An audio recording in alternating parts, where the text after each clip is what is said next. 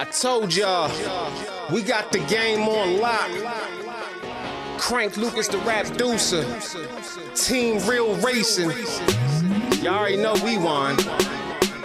Off-road racing, quick as in the desert. To the finish line, passing through the checkers. It's Team Real, we just much better. When we on the track, we apply that pressure. People lined up screaming from the sideline. When they see the UT class fly by, or they see me in the truck doing drive-bys. In the Parker Dam or in the Baja. Every time you see me rolling through inside a buggy, and I'm counting up the money, cause I came to multiply it. Push a 1200 horsepower in the motor, you don't really wanna race me, I dare you to try it. Started up the engine, now my wheels on fire. Zooming through the track while I'm running up the rubber. Better get them slow waves out of my water. You don't wanna see the shark or there's a crusher. It's Team Real, y'all know what the biz. Crank Lucas, and I'm spinning on the wheel. Doing 160, pass you so fast when the wind hits your body, get the chills. Telling everybody they can eat my dust, but I guarantee you won't beat my best. Popping champagne when I'm at the finish line and I'm holding up the trophy and I beat my chest. What first place look like it's me? I don't do twos and I never met a three. People know the Team Real logo when I'm running through the desert and I'm running all through the streets. Never have to cap my race game tight. My vehicles can go all night. Foot up on the gas, I can never brake right because I'm allergic to all the red lights. Team Real, Team Real. Everybody thinking that they faster till they gotta race. Team Real, Team Real. All about the speed and you can see it all up in my face. Team Real, Team Real. Real scared money don't make no money. It's Team Real, Team Real. Hit a motor rumble and the tires burning from the rubber. Team Real, Team Real. Everybody thinking that they faster till they gotta race. Team Real, Team Real. All about the speed and you can see it all up in my face. Team Real, Team Real. Real scared money don't make no money. It's Team Real, Team Real. Hit a motor rumble and the tires burning from the rubber.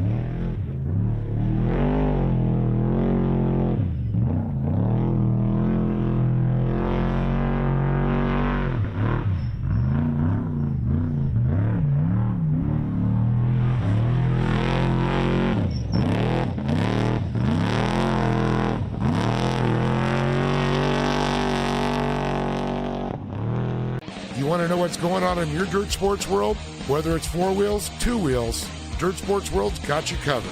From the dirt to the dunes, we bring you the latest action in racing, to lifestyle, the newest parts, the newest vehicles, and what the superstars of off-road are up to.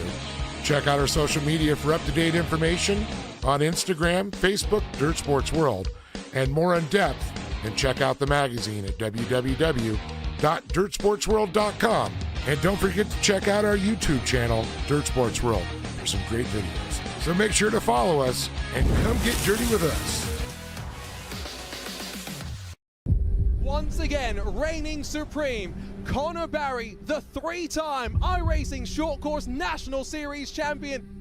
One thing I would like to tell my competitors is the job is not done yet. You can see that Luke Canutt wants to end the season on a high, did not want the fight to end like this. Second place in the championship, but that's not over yet. But the championship leaders banging and rubbing doors on the run towards the line. Whoa. Connor Barry tried everything.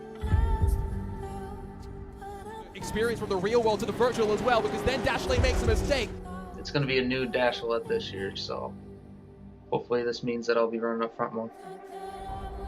and history made. Team Gold and Briley on top. One thing I'd like to tell all the competitors for 2025 is watch out, Team Gold's coming. The 2-year wait for victory lane may continue for Keaton Swane. Winning is important. I show up to win, so obviously winning is everything.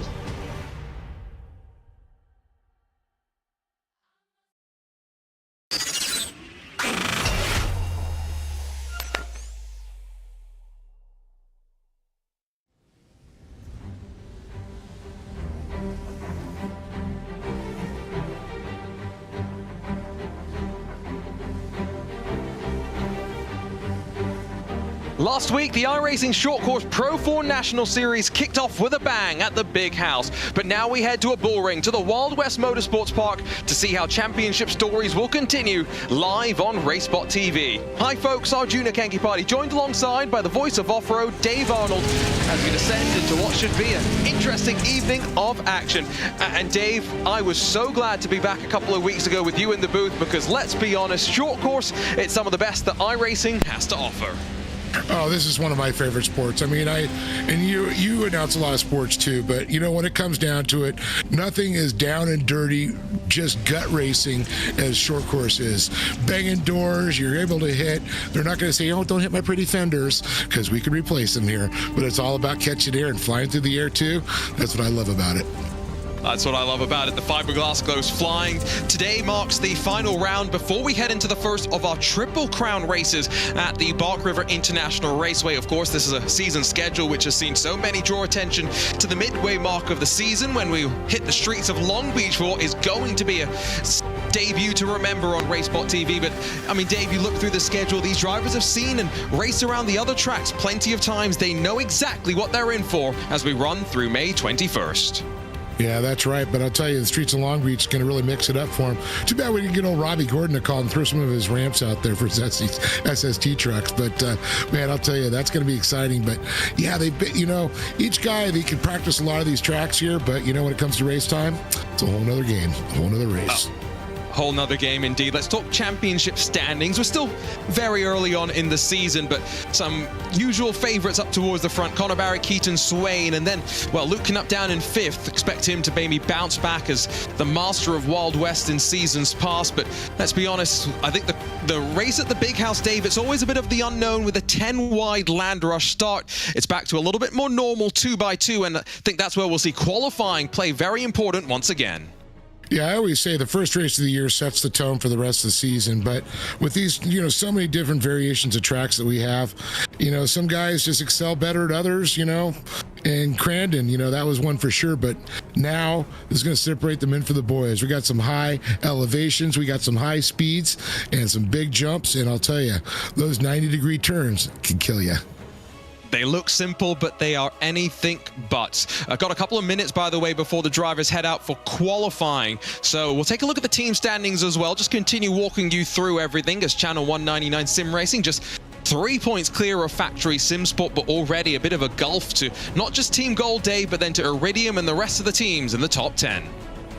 Yeah, it's looking pretty cool. These teams are now getting together, and it's like whether it's NASCAR, IndyCar, any of these guys, they're all team-based. Well, I've seen little strategies come into play, but where they're going for the lead, and it's a teammate, I think the gloves are going to come off too. But it's cool to see this. Can't wait to see. But man, we got a tight battle already for the top spot.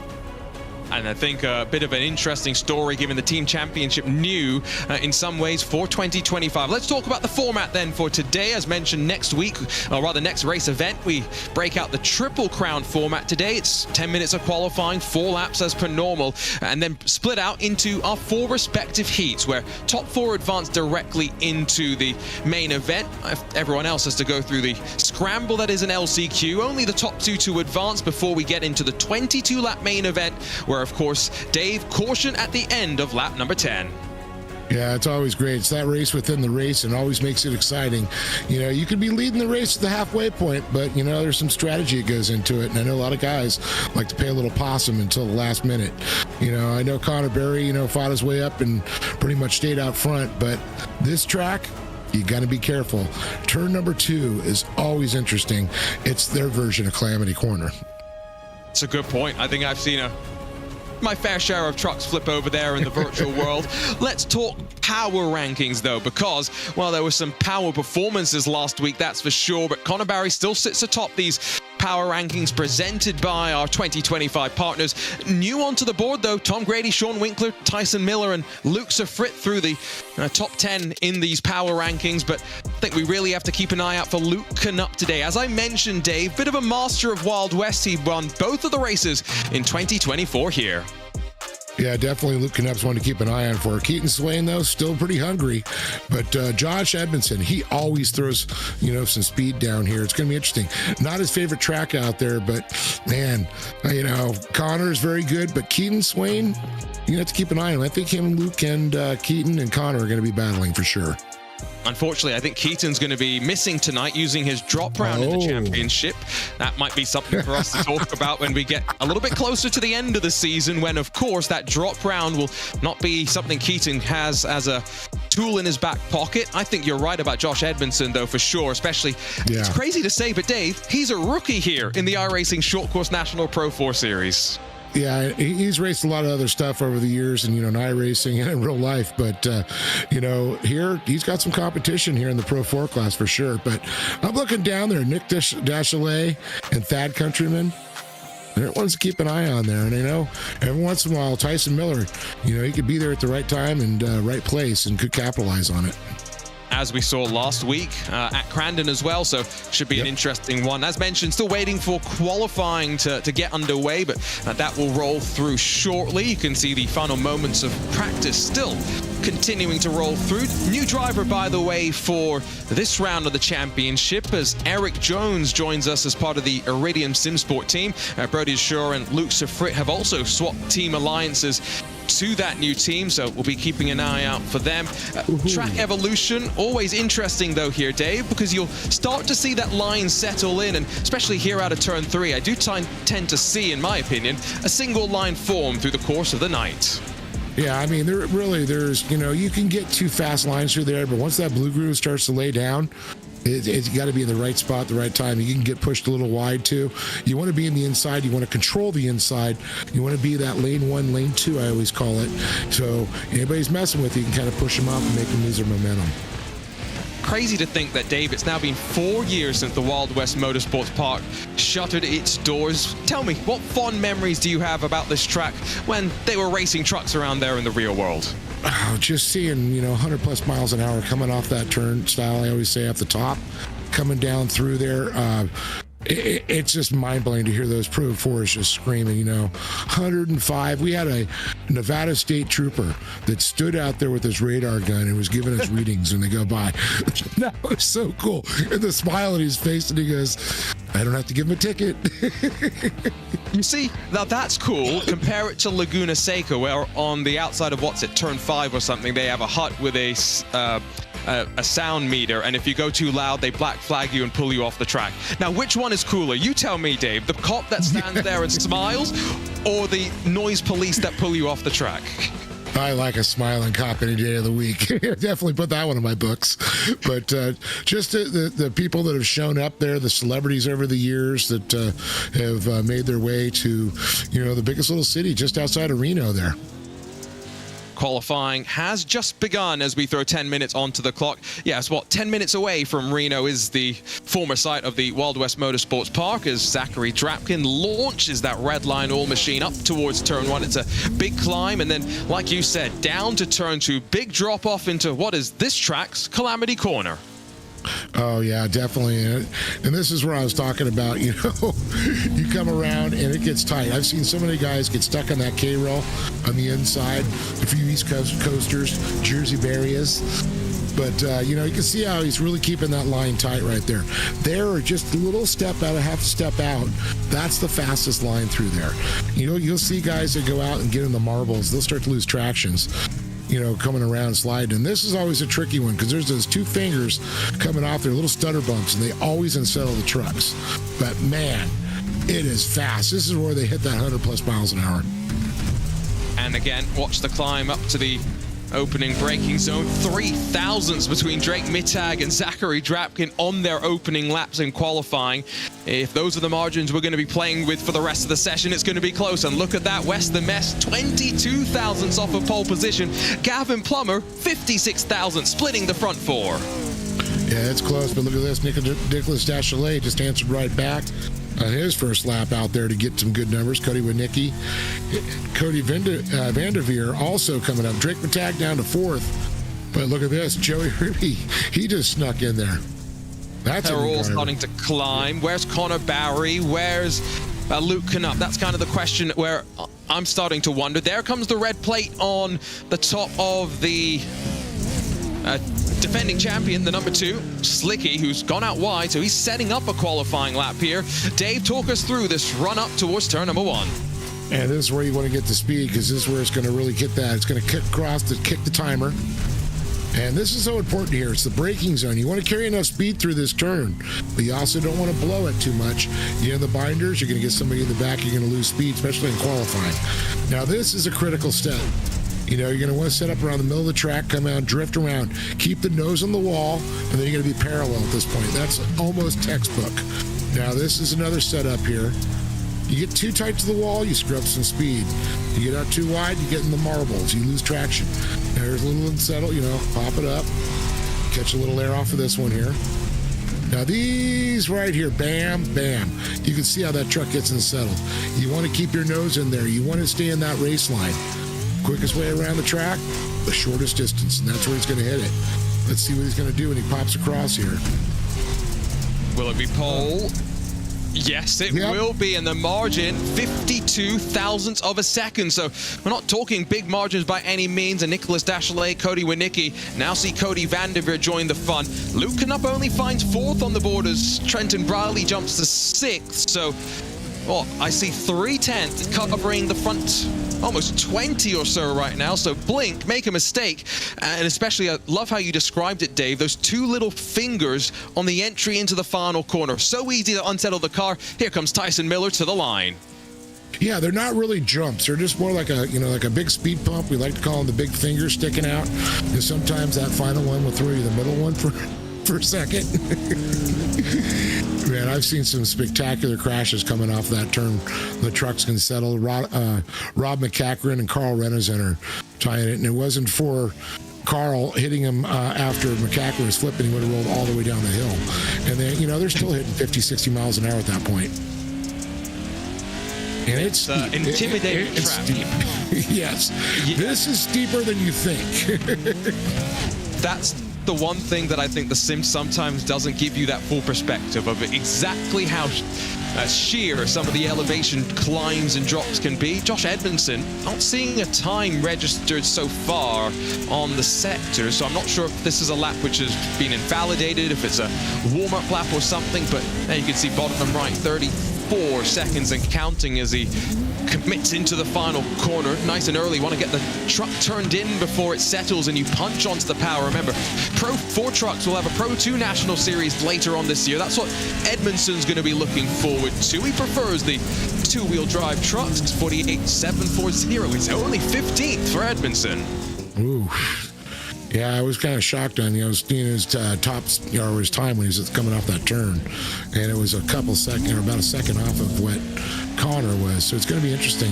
But, he's, sometimes it takes you a lap or two to burn yourself into that line, to the groove, to get into it. These guys, though, they've been burning laps on this track, putting the time. Everybody struggles here. Nobody's really mastered this track.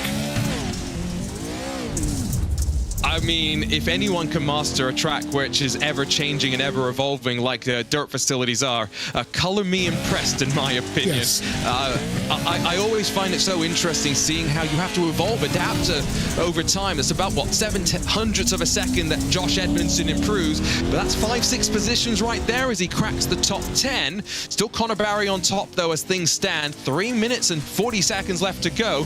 Not sure if we're going to see Connor head back out onto track or if he's done for the session. Well, he might have to wait and see. He's still got some time left. He's still got a lap to burn if he needs to. Dachelet, he's pretty close. With Nicky, also Luke Knupp, who's won here twice. Luke. Can he be down there? Trent Briley, you know, he's a fast young man for sure, too, because we see him working around. Times are stacking up. Seems like more drivers heading out onto track. Nicholas Dachelet.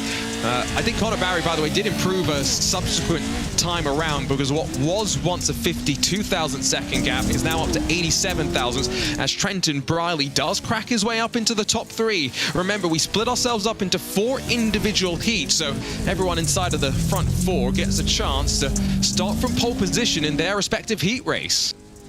Yeah, I'm looking at these numbers, plus 87,000s. Let's see, 19,000s, 24,000s, 50.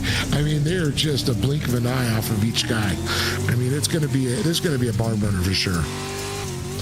100%. Here comes Luke Canup. Can he find 2/10? That's all he's trying to find right now. He'll find 300ths of a second if he's lucky, and might improve him on the board, albeit no, stays in 5th. Here comes Cody Winicki, who, again, 10th and a half or so, finds him on pole position. Barry, by the way, is back out there on track. Like Dave mentioned, he had one more lap in reserve, which he's saving till the very end. We'll see if there's any improvement. Says no improvement for Cody Winicki. Yeah, that's the thing. You want to see what everybody else did. If you need to pull out that extra magazine and slap it in, well, Connor just did. He says, oh, they're creeping up on me. I mean, look at Trenton Briley up into the 3rd. Cody Nicky's down to 4th. Luke Canup still with the 5 is still 5th position. But Plumley and Vanderveer, McFarland guy was up there a little bit early on, but I mean, still hundreds, thousands. I mean, these guys are just so close on time. Absolutely. Nicholas Dachelet, who calls Crandon, Wisconsin home. 48.533. No improvement for him. So I think right now Connor Barry is looking like he is going to grab pole position here. Of course, after a victory to open things up a couple of weeks ago. There's the plum entry for Christopher Plumley as he comes to a stop. Connor Barry did improve, by the way, Dave. He just couldn't help himself. He's now 1.5 tenths clear of the field. I think somebody's saying, hey, be scared. It's a bit of a statement, isn't it? And 2x2 will line up as opposed to the 10 wide, which always is a bit more of a reassuring fact for those starting the race up front. Able to control and dictate the tempo. The 818 Adam McAfee is going to be one of the final cars to set a time as he runs to the line. 23rd on the board for now. Crosses the line in mid-air, and he does improve up to 21st.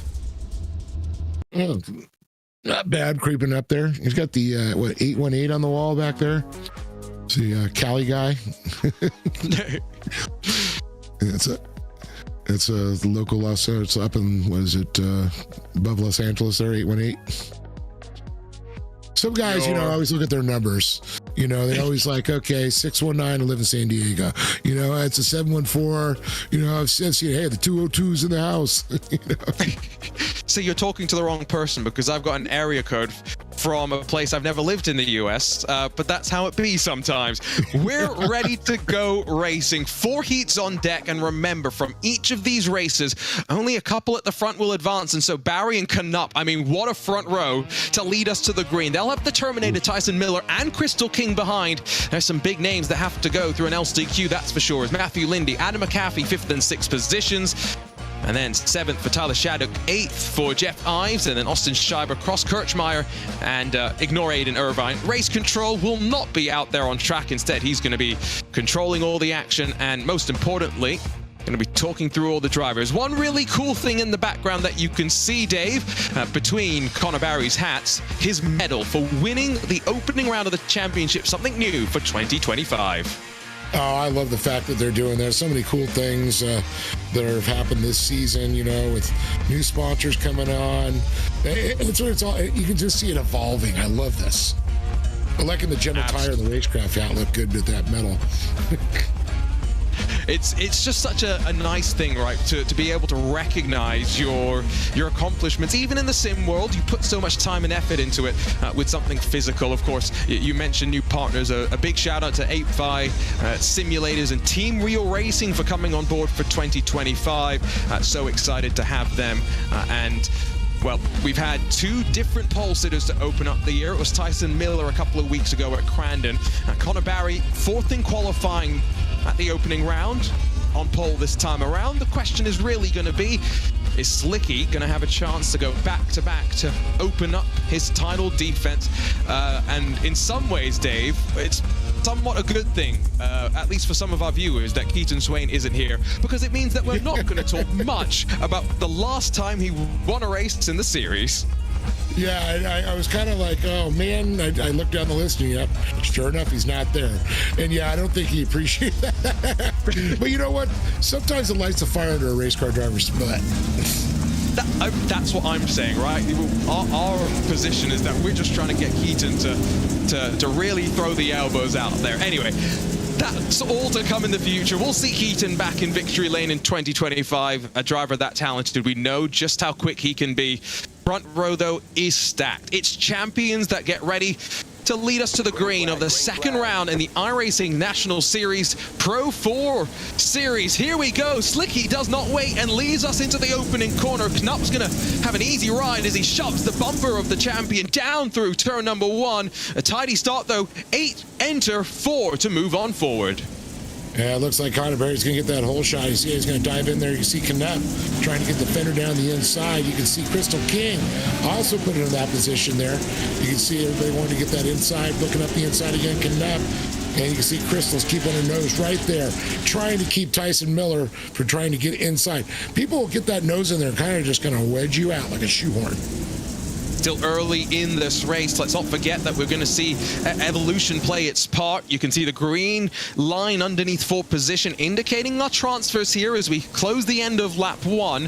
Don't expect the top 4 to fight too much if they're given that opportunity, but we've got to keep an eye out for Lindy. We know just how hungry he can be. Look at all the trophies behind him as he eyes an assault on Miller down to turn 2. The Terminator's going to have to keep an eye out behind because Lindy can be aggressive.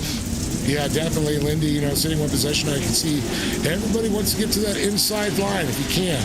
You can see Lindy now is going to try and switch to the other side, but you can see now that Miller is just going to get into blocking position. And I think Crystal King's driving real smart. She's using the fast line. She knows that Miller is having to deal with Lindy, so she can kind of control that line herself. Of course, when it comes to Tyson Miller, teammate to Crystal King, so factory SimSport pair also not likely to attack too hard on one another behind. Looked like Adam McAfee might have brushed the wall out of the final quarter, slows him down slightly. No slowing down for the top 2. Already a couple of car lengths clearer of Crystal King, who, it's fair to say, Dave, had a nightmare start to the season, and she's hoping in a Shenandoah Shine entry, the 278, for a bit more luck here today. Yeah, especially the way she fought her way through qualifying, made it up there. It's just unfortunately the main event was really rough on a lot of drivers we saw. But right now, she is holding her own. And I tell you, Lindy is trying to do everything he can, but you can see Adam McAfee is trying to stalk down Lindy, so he's got to worry about that. So it's one of those things, okay, I got to get a position qualifying. How do you block the guy behind you in your brain? Don't let him get inside your head. Don't let him screw your lines up. And speaking of messing up those lines, McAfee and Shattuck almost wheel-to-wheel off of 4. They've lost a whole second effectively to Matthew Lindy as we finish the first 3 laps of this race. 3 more left to go, and they're rubbing doors, exiting off of the opening corner and plunging down off that descent. Shattuck's going to now really try and cross up McAfee. Like you say, try to get to that inside line, maybe bully a little bit, but some good respectful racing between the 2 of them. The 818 holds on for the time being. You can see McAfee looks like he's got rhino lining on that thing, hoping it's going to, add a little stiffness to that fiberglass to beat and bang back. But you can see Lindy's definitely, still in that 4th position trying to chase him down. Crystal, she's got some hungry dogs behind her right now, I'll tell you. A lot of footsteps. Don't know if Matthew's got the speed right now, though, to make a pass, right? It's enough to be able to follow, but maybe not enough to close and really throw a lunge or anything. And so, again, teammates at 3rd and 4th position, not likely to see them squabble. There's no points for 3rd and 4th. There are a couple of points, 6 for 1st and 2 for 2nd spot. So as I say that, contact between Crystal King and Tyson Miller. And What was that? Concertina up down at turn number 2. This is dirt racing. Come on. They're going to throw the gloves come off every once in a while. It was just like, hey, how you doing? What's up? I'm still here. Just a slight reminder, and now that fiberglass on the right side, just flying around a little bit, but motocross champion Crystal King, no sort of sweat for the time being. I believe it's still 2 laps to go. Connor Barry under pursuit, never mind. Final lap of the race in heat number 1. Yeah, definitely can see. Oh, he's going to get a little bump there from behind again. And we can watch our leaders coming down the hill. Luke Knupp, in a qualifying position. He's not going to take any chances the final lap. You're going to get it. He's going to try, if it's a clean pass, he'll try to get in there. But I think right now, Tyson Miller has got his sights set on Crystal King. He's trying to work it there. The last lap, typical, I'm going to, okay, if I can do it, I'm going to make it happen now. But I think you're right. Lindy off the pace just a little bit. We're not talking big off the pace, right? We're talking he needs a 100th or so more to just get that little bit closer. Barry and Knupp, locked bumpers for 6 laps. A car length splits them at the line. Both advance from the front row of heat number 1. Crystal King and Tyson Miller, the factory Simsport pair, are able to control the runnings behind to take those final 2 transfer positions as well. And the rest, no, an LCQ awaits them. One more opportunity. The Channel 199 sim racing driver Connor Barry grabs the victory as he tries to go back-to-back to open up his championship defense, while Team Gold's Luke Knupp, in a aim to try and make it 3 wins on the bounce here at Wild West, sits in 2nd. King, Miller 3rd and 4th. Lindy, McAfee, Shattuck, Schreiber, Ives, and Kirchmeier, the top 10.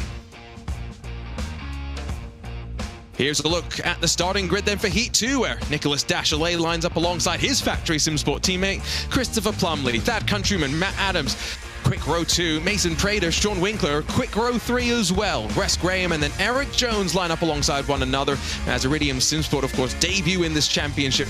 Dennis Mikkelsen, Solon Borschinger at the back of the 10-car Heat number 2. There's a look at Nicholas Dachelet as he gets onto the radio, talks a little bit with his team. I've got to ask you, Dave, what's the real world like when it comes to communication between spotter and their driver behind the wheel? Oh, it's everything. There's no, mirrors in the cars. You got to let know if somebody's, coming up on you. If you can go to the inside, they're going to keep you clear. Clear to cut in, telling you which lane. That's why I was talking about race line 1, lane 2, lane 3, lane 4. Kind of break it down in your, the way the drivers. The spotters, you don't want to overtalk them. You just got to kind of whisper them through it. If they're doing good, you leave them alone. But if someone's going to, coming up the inside, you're going to let them know. They can squeeze it down. And it's just so important there because you want the containment seats, you don't have vision. And it's not like in the VR and you're looking around and you can see everywhere or have the river mirror. Doesn't exist. And I think the thing that a lot of people don't even consider is once you're strapped into the cockpit, let alone the visibility anyway, you've also got the Hans device and whatnot. Once it's strapped in, you have limited room to move your neck around. The first time I got behind the wheel of a race car, I went, what? This is what it's like? Get me out of it. Let me try and get more comfortable. Anyway, off and away we're going to roll. Teammates on the front row, and then behind them should be an interesting battle for, again, 4 transfer spots into the main event. Did not see any action inside of the front 4 in heat number 1. I am not expecting a repeat of that as we get ready to drop the hammer once again. 10 drivers to enter, 6 laps on deck. Dachelet doesn't hang around either. Racing once more from Wild West. Inside for Thad Countryman on Matt Adams as they squabble for 3rd and 4th positions. Bit of a lean there on Christopher Plumley as well. Descend down out of turn 1. Mason Prater's on the offense. And you can see Dachelet is all by himself there, but the battle is between Plumley and Countryman. Adams trying to come up the inside, scraping that K-row, gets a little out of shape there. Plumley breaks away just a little bit from Countryman, gets that breathing room, but it's allowing Dachelet to keep pulling away. The more contact back there, he's good with it. These guys are going to be battling with each other and not him.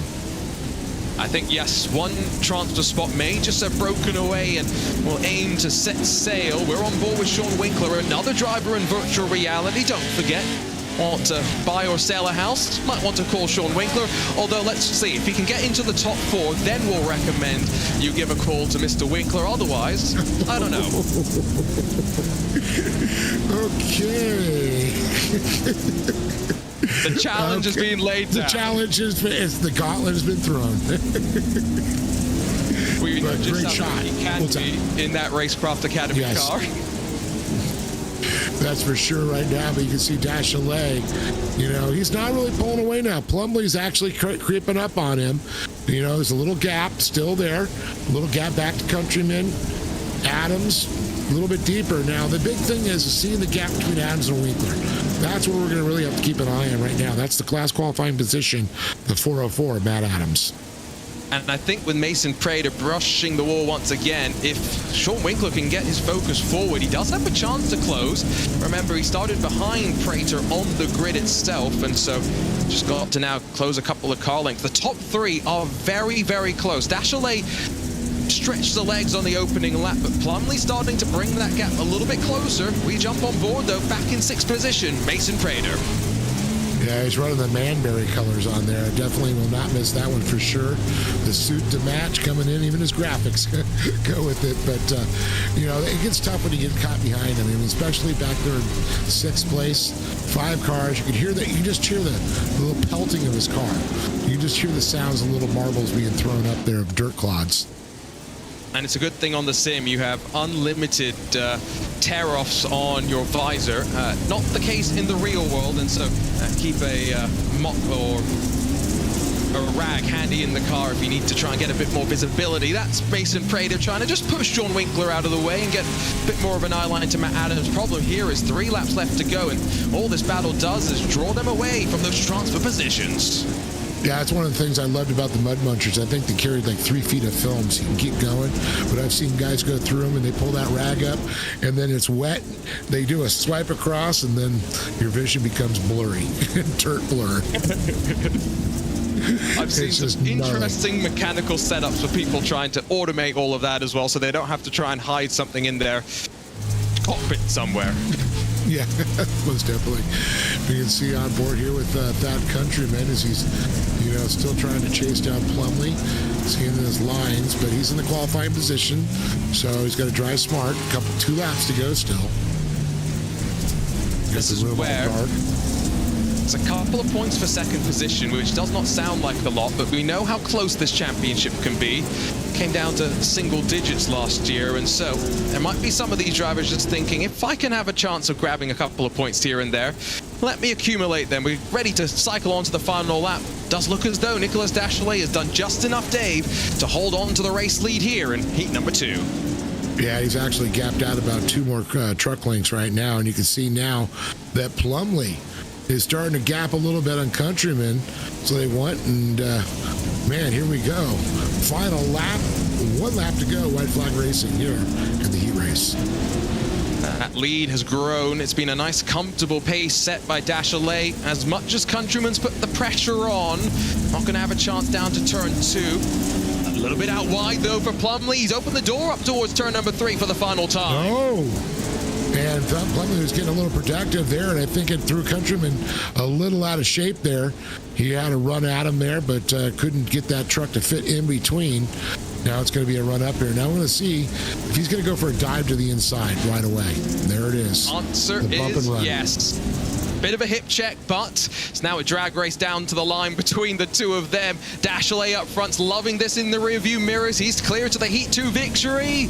It's by a nose, but Plumlee gets it over Countryman. Matt Adams is going to be down in 4th. Mason Prater almost launched there by Dennis Mickelson on the run to the line. Unfortunately, all of that battling outside of the front 4 costs those outside a chance of fighting, and so Dachelet, Plumlee, Countryman, and Adams, they're going through to the main event. Unfortunately for Sean Winkler, that battle with Prater and Mickelson cost them a bit too much ground, along with Graham Jones and Borschinger. they've got some work to do. Fast lap from Thad Countryman, though. Keep an eye out for him in that main event. Trenton Briley's at the front of heat number 3. Cody Vanderveer in that Racecraft Academy entry will be alongside with Tom Grady, Josh Edmundson, Brody Deshore, and then Joey Herby, your front 6 in the field. Gavin Plummer, the 906 Dirt 298s inside of Luke Safrit in that Iridium Simsport entry. 10th in the power rankings, let's not forget. Christian Noble, Kyle Cooper at the tail end of heat number 3. Drivers getting there.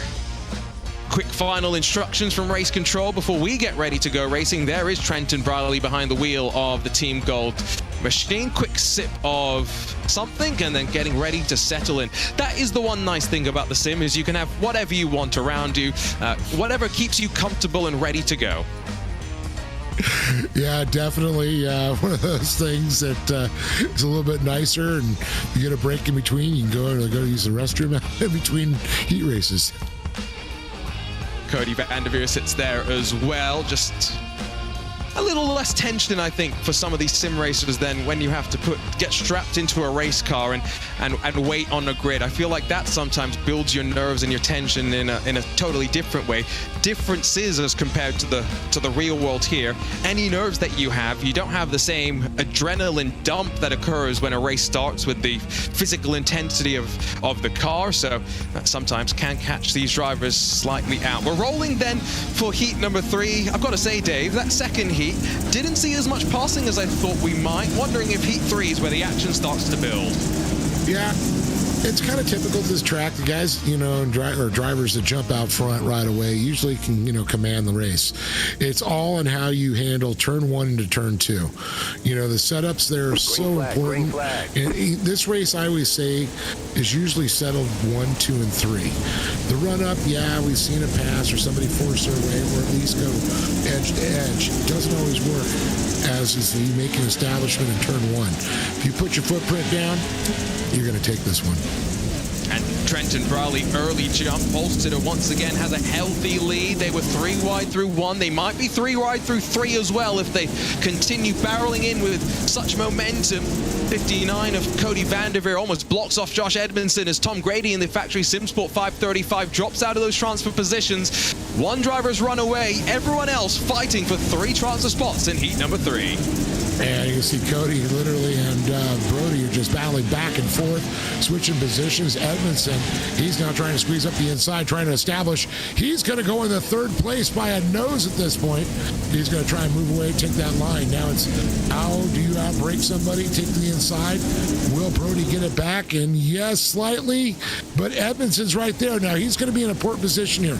Look at this setup going in turn 2. That's what I was talking about. Put your footprint in there, you're going to own this turn.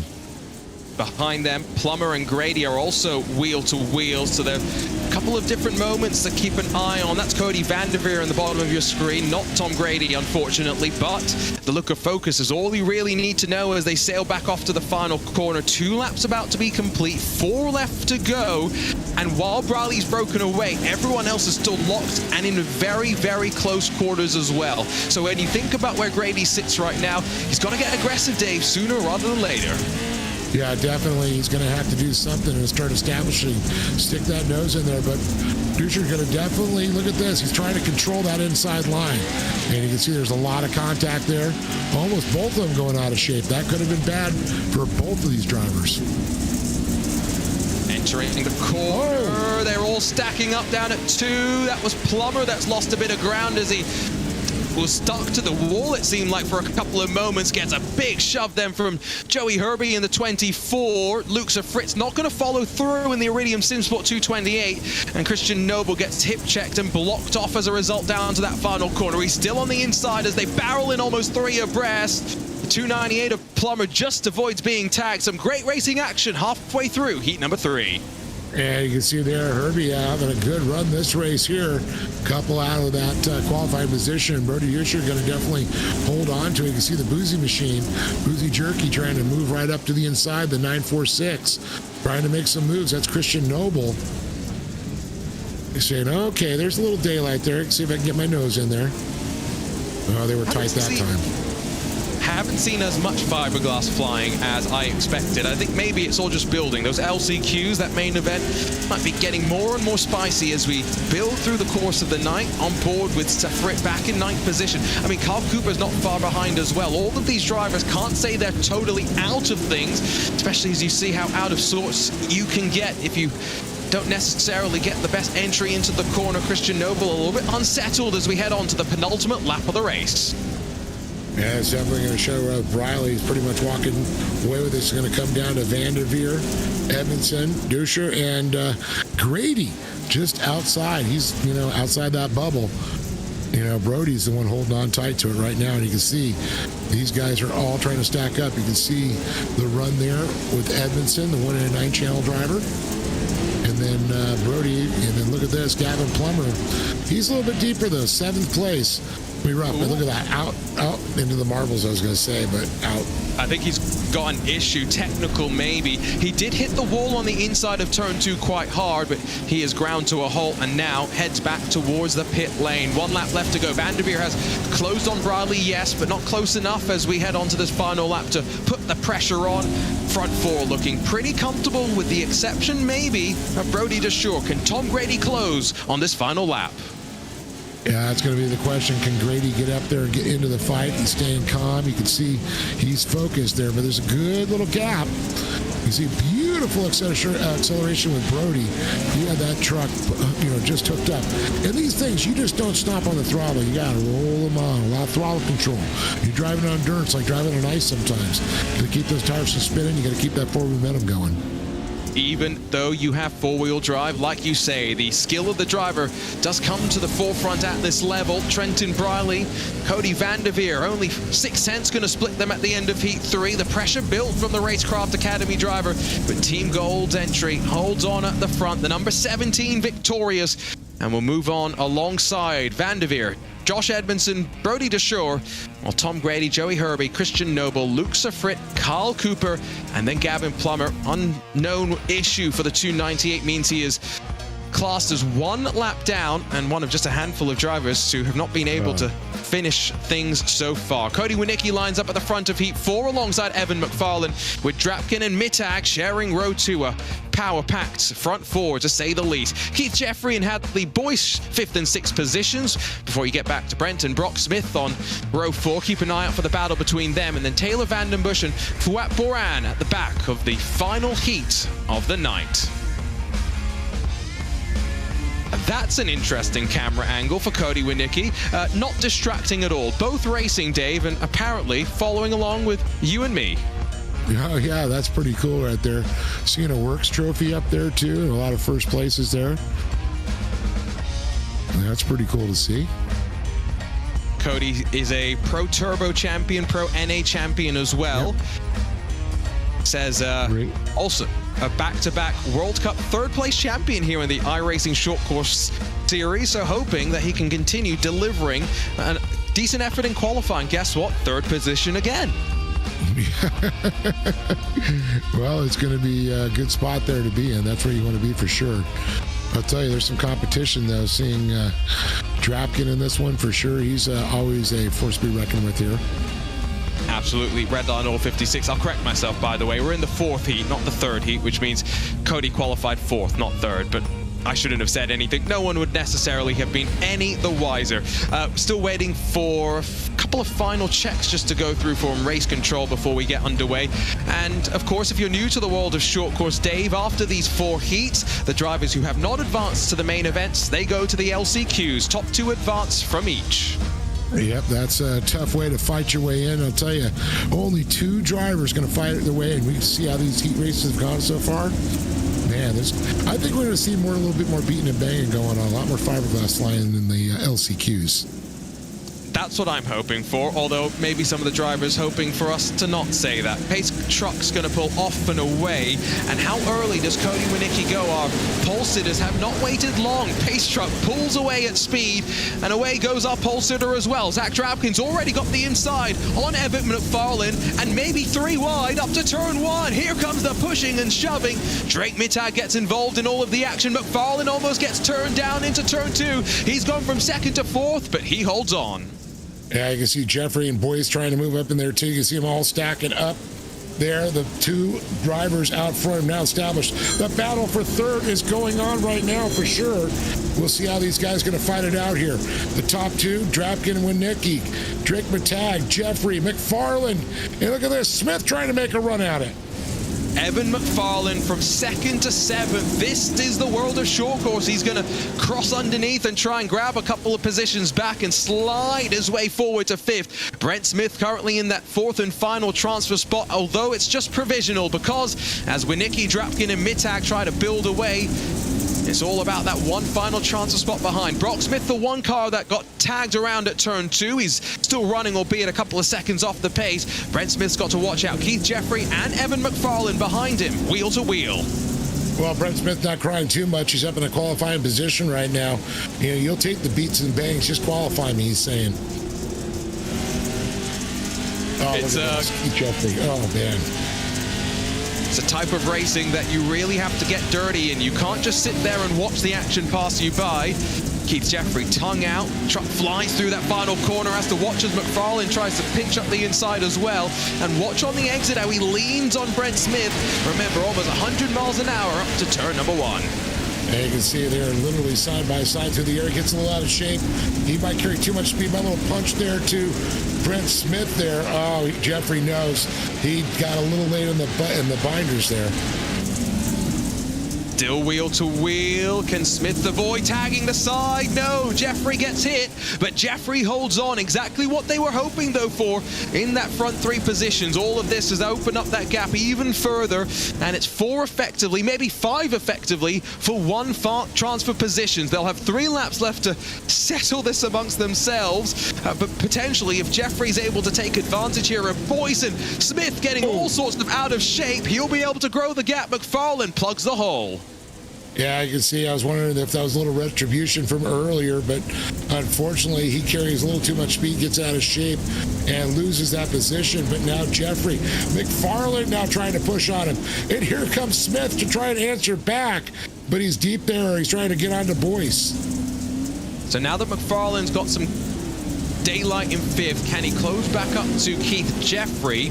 As, whoop, there we go, bit more action down at turn 2, into the wall for Taylor Vandenbusch. I think that was incidental contact with Brent Smith for Baran as well that saw that entry, just a trim entry down at turn 2, need a return to pit lane on the flatbed. 2 to go. Winicki's under pressure from Zach Drapkin, in my opinion, as once again, Boyce and rather Smith and Baran this time, I think, get together. No, it was Smith and Boyce once again. 2 laps left to go for these two. Yeah, it looks like Boyce got a little bit of a boot there when he got sideways. Him and Brent Smith tangling up just a little bit. Smith gonna hold that inside line down. Oh! Was that Jeffries up and over? Oh no, McFarland, sorry. That was McFarland. It rolled in turn number 1. And that means that after starting 2nd, Evan McFarland is going to have to go through an LCQ. He'll be feeling a bit frustrated. Well, that's just the way short course goes sometimes. It's not always going to go in your direction. You'll flip over, unfortunately. That's just the way it do be. And here's a look at the replay. Mounts himself on the inside wall and doesn't settle back on all 4 wheels. Yeah, he got on the bike and unfortunately couldn't get back down off the bike. Well, 1 lap left to go. What does Zachary Drapkin elect to do here? He's closed up to the back of Cody Winicki in the number 9. The red line, all 56 is all over the back bumper, heading down to turn 2. You know, at this point, you just drive smart. You got to just, you know, hey. When Winicki gets a little bit out of the shape, he's able to reel it back in there, but it's going to delegate Winicki to the front position. Drapkin will be running on that second, still leaning on that fender, though. Oh, my goodness. He is letting them know he's there. Applying a little bit of pressure, Once into the fingers. Bump, bump. Oh, there's contact there. On the outside, Winicki might lose out here. Zachary Drapkin's going to push him all the way to the wall. Neck and neck, nearing the start-finish line at 100 miles an hour. Winicki's got it back. Oh, my days. It's by 10,000ths of a second. But Cody Winicki gets it at the line. Oh, that was absolutely crazy. It was a good move. It was very clean. You know, Drapkin didn't change his position.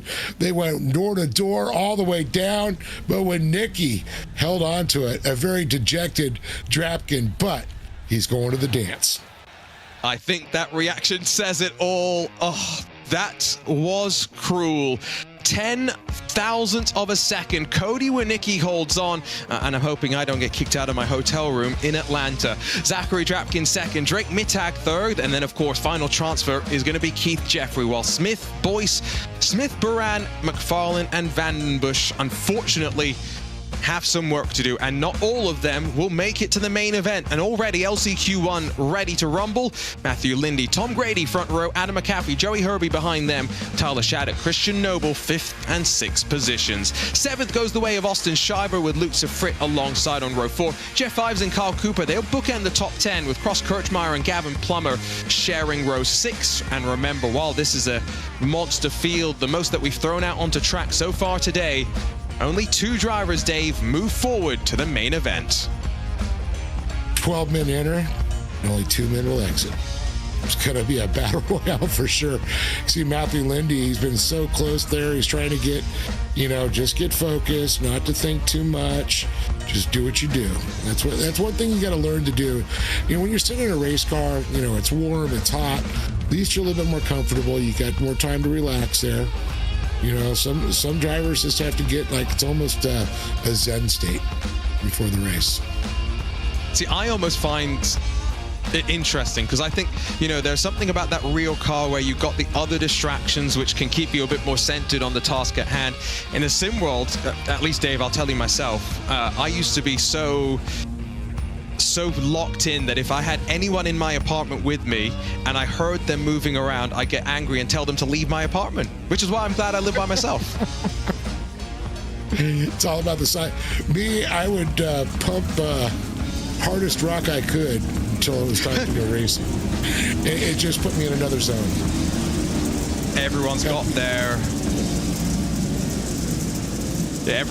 own little pre-race ritual. For some, it's, I think, the boozy jerky, which I saw some of the drivers talking about the different flavors they were enjoying. Once again, it's an early jump from Matthew Lindy. Pace truck's not even off and away as we get underway. Tom Grady, Adam McAfee, Joey Herbie. That's the front 4 as they slide up to the opening corner. 3 wide for 3rd position. And guess what? That's exactly what Lindy and Grady want to see. Their gap's already opened up. They're sliding back and forth behind them down into turn 2. 3 wide for 3rd once again as the top 2 break away.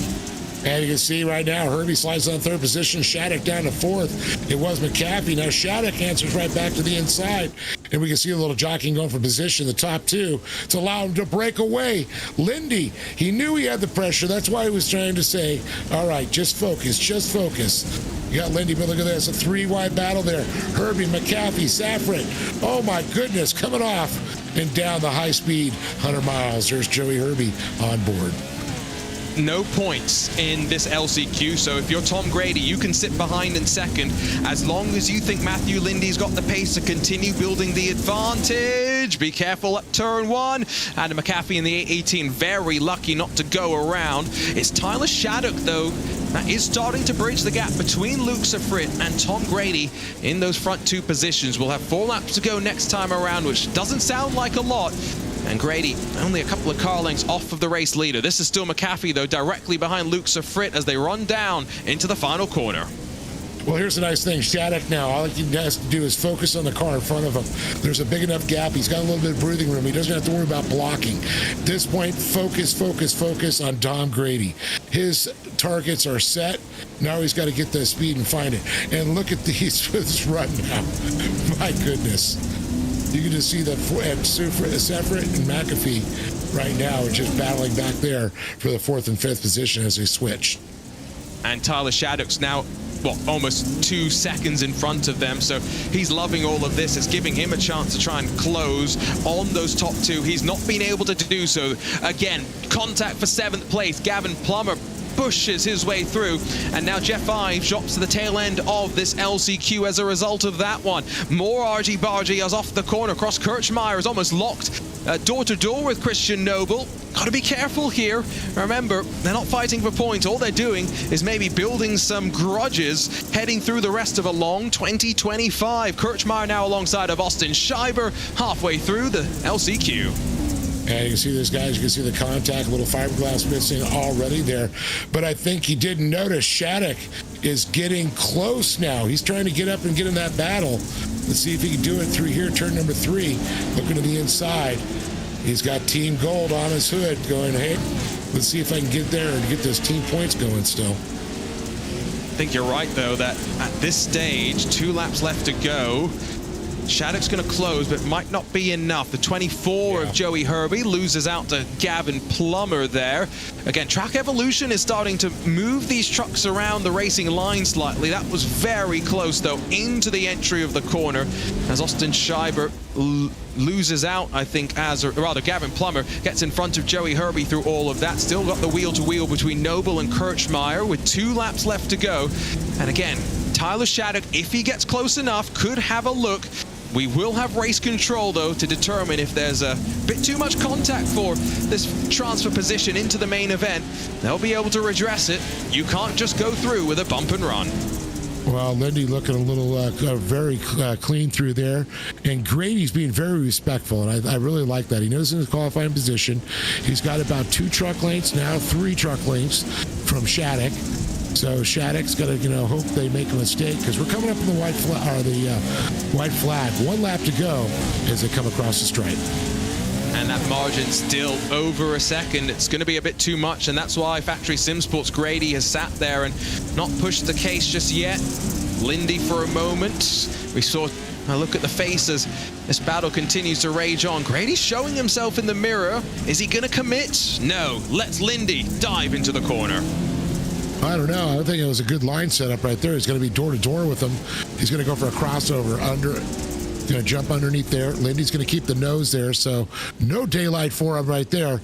Lindy with a smart move. It's going to come down to this final corner. Can they keep those trucks unsettling?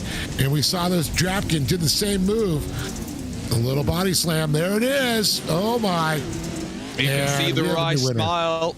Wry smile from Tom Grady. Wonder what race control will make of that. At the end of the day, though, it does not influence who moves forward. It's just that Tom Grady in front of Matthew Lindy in the grid for the main event as the first C main comes to an end. Some new mud flaps as well for Grady and a handful of the drivers as they celebrate the GOAT. Tom Grady, a quarter of a second between him and Lindy, and then the Team Gold pair of Shattuck and McAfee just miss out with Plummer, Safrit, Herbie Schreiber, Noble, and Cooper, alongside, of course, 2 more drivers, Cross Kirchmeier and Jeff Ives, saying goodbye from Wild West. We'll see them from Bark River in a couple of weeks for our first Triple Crown event of the season. Who will join, though, the 2 to move forward? Sean Winkler, Brent Smith on the front row have the best chance, you'd say, but Prater, Boyce, Mickelson, and Smith, it's a fast front 6, with then Wes Graham, Fouad Baran, Eric Jones, Evan McFarlane, Solomon Borschinger, and Taylor Vandenbush. Some strong drivers hoping to try and make their way through expected chaos. The virtual reality there for Sean Winkler, which, Dave, we've seen that from 4 or 5 drivers tonight, dirt, oval, and road, where we tend to see these drivers jump into the virtual reality more than anywhere else. Yeah, I think they're, looking around a lot more. They're able to see a lot more, unless you get the big giant wraparound screens. But I think it keeps other distractions. Like you were saying, if somebody goes in your apartment and they're making noise, I think if someone walked in the room or whatever, you're not going to have to deal with it. There's nothing in your peripherals that's going to distract you. And as we talked about slightly earlier, and you're not strapped in with your Hans device, you can actually move around a little bit more freely. The only thing that is the problem with the massive wraparound monitors that Dave alluded to is the massive wallet that you also need to be able to afford all of that. That's what makes sim racing great. You can go cheap, you can go expensive. We've got something for everyone. And here in the iRacing Short Course National Pro 4 Series, Mason Prater's out of sorts to turn 1. Oh, there's contact. The 994 of Hadley Boyce bullies Brock Smith out of the way. Prater gets a shove then from Smith as they dive down. Oh my days. Are we going to get through the corner safely? They're all on top of each other. There's 4 into 1. Dennis Mickelson's up to second now as they run through turn 3. And you can see Boyce was right on Prater right there. You can see on board as we're looking at this battle. There is 4 wide for a while going through that turn.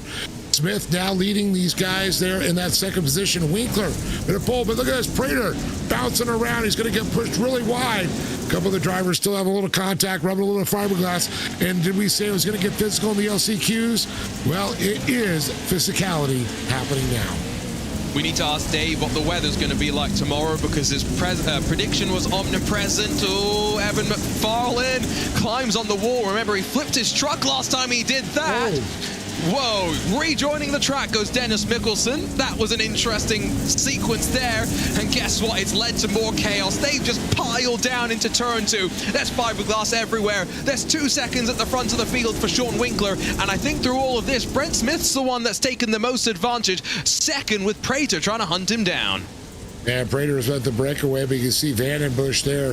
He was getting a lot of physicality, and then Haley Boyce, as well as Dennis Mickelson. You can see that Brock Smith back there still battling. He's getting sandwiched between these two drivers here at Boyce. Oh, my goodness.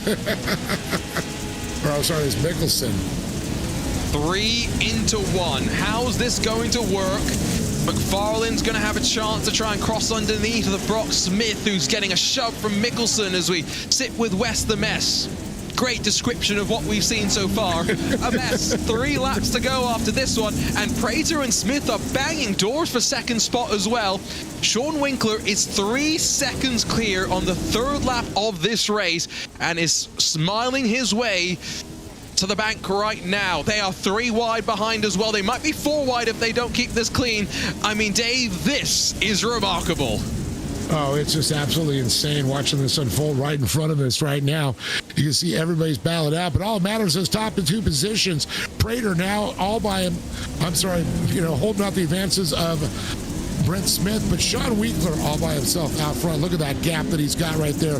Smith looks to the inside of Prater. Prater's going to keep that inside line. He's going to push him out to control that middle preferred line. The fastest way through turn number 2 as he slides around. Smith looks to the inside, gets up in the K-rail. Contact with Prater. He's bumping. He's trying to, oh man, don't change his position. This is exactly what we thought the LCQs would bring us. Hopefully, this action carries forward to our 22-lap main event.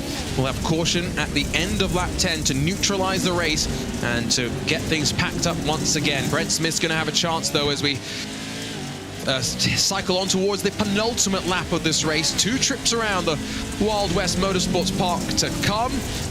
Well and truly in the Wild West in the second LCQ as well. Hoping race control doesn't need to get involved for either of our transfer positions. Of course, Sean Winkler's looking pretty comfortable. I think right now, if I'm Mason Prater, I'm a little bit worried because of how much excitement there is behind me. All it takes is one driver slightly missing the braking zone and things get a lot more exciting. Oh, exciting. You're going to have a 5,000-pound truck up in your grill there for a second.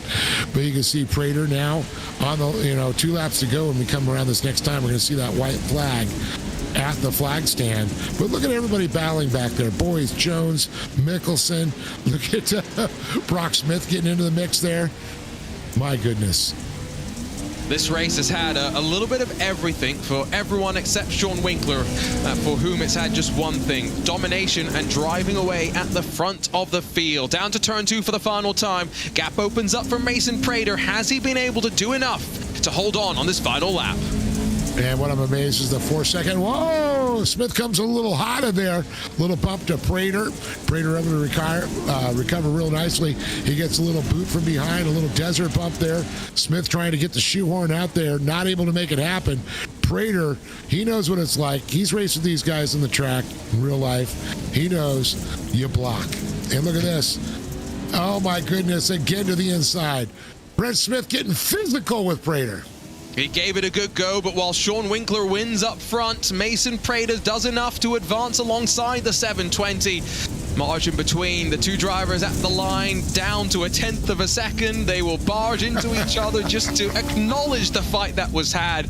Again, our damage bills are virtual.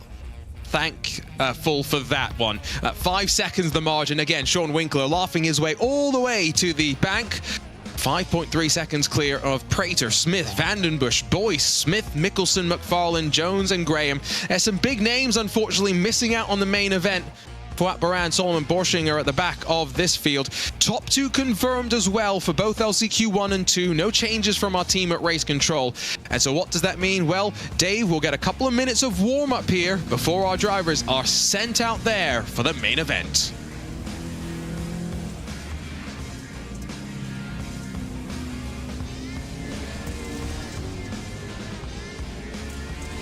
So in our warm-up session right now, just a couple of moments for these drivers to get themselves ready to go.